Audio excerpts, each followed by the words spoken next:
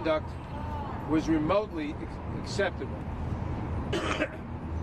Second, given these questions, it is imperative that the Attorney General release the full report and the underlying evidence. The entire unfiltered report, as well as the evidence underlying that report, must be made available to Congress and to the American people. As much information as can be made public should be made public without delay. I intend to fight for that transparency. We will ask the Attorney General to testify before the House Judiciary Committee. We will demand the release of the full report. The American people are entitled to a full accounting of the President's misconduct referenced by the Special Counsel. Third, the Attorney General's comments make it clear that Congress must step in to get the truth and provide full transparency to the American people. The President has not been exonerated by the Special Counsel, yet the Attorney General has decided not to go further or apparently to share those findings with the public. We cannot simply rely on what may be a hasty, partisan interpretation of the facts.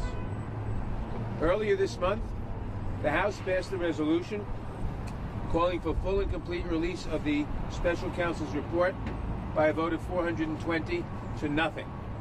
We now call on the Attorney General to honor that request, to release the report and the underlying evidence, and to appear before the Judiciary Committee to answer our questions without delay.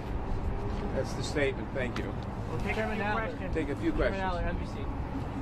Just, the President's legal team is saying... I can't hear you. Sorry. The President's legal team is saying this is exoneration. And, it's going in opposite of what the Special Counsel say. Just, what's your reaction? What does the committee plan to do kind of in response to all this? Well, as you point out, the President or his people are saying it's a total exoneration. That contradicts what the Special Counsel found. It's a lie about what the Special Counsel found, but we should not be surprised that they lie anymore. And so you mentioned on Twitter you're going to ask the Attorney General to appear before the committee. Yes. Would you be willing to use subpoena powers if necessary? Sure. I would hope that it would not be necessary to use subpoena power to get the Attorney General to appear before the committee.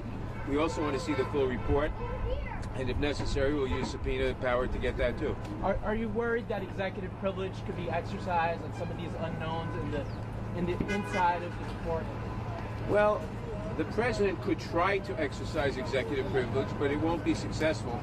Executive privilege must be asserted by the President personally, and as the Nixon case in front of the Supreme Court, which was decided 9-0, pointed out, executive privilege cannot be used to shield or hide wrongdoing. In the case of Nixon, the tapes of his personal conversations with people were ordered revealed by the court, so I don't think that executive privilege will be a very successful defense here. Have you talked to the other side of your colleagues? Okay, other questions. There's other questions. ABC News. The Speaker and Leader Schumer are tonight questioning what they say is the Attorney General's bias. Is that fair, and do you have confidence in the Attorney General? Well, it is fair, and in fact, I questioned it if you listen to what I said.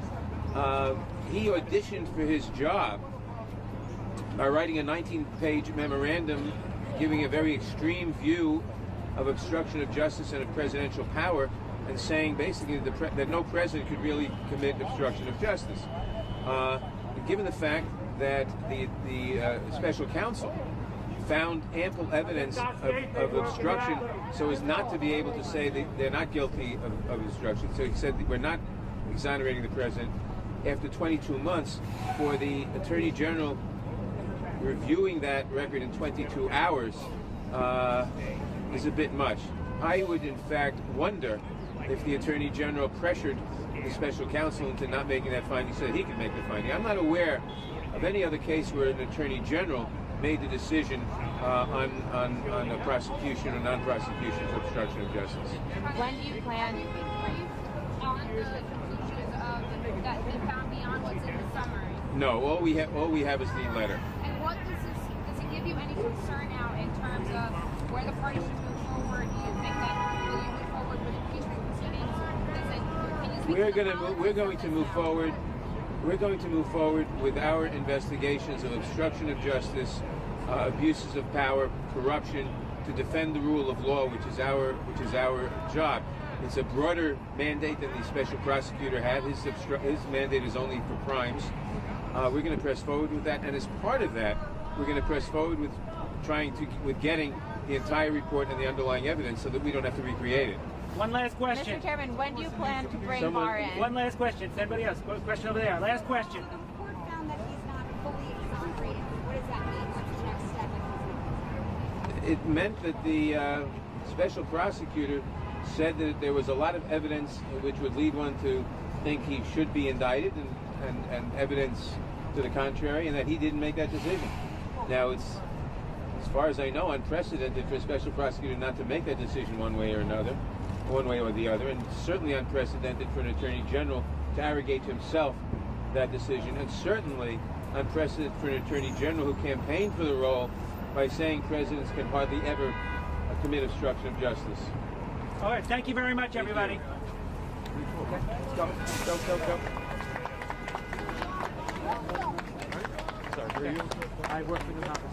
Okay. Rob Gotthein. Gotthein. I don't have.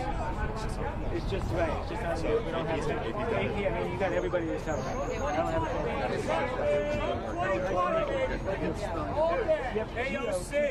I'll give you my.